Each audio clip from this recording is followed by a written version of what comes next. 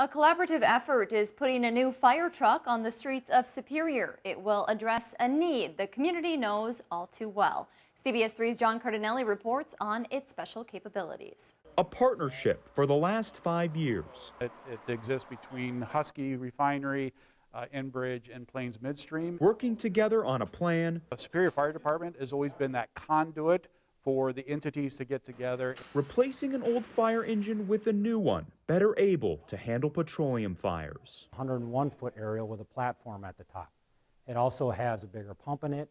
It's going to be able to pump more water, higher. Then you get into foam applications. It's going to be much better equipped for foam and for dry chemical. These are things we use when we're fighting fires with our petroleum partners.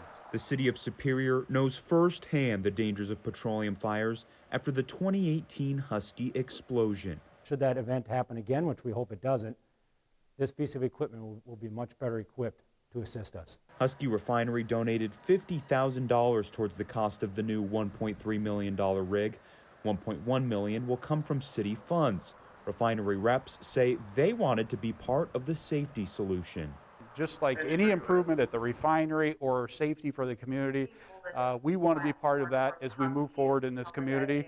And so it's very important for us to understand what their needs are. A community effort, making sure first responders have what they need when disaster happens. This is a pretty proud thing.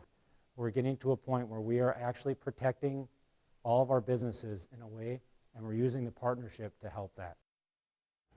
Gordon expects to sign the contract to build the truck at the September 1st City Council meeting. It should hit the streets in about a year.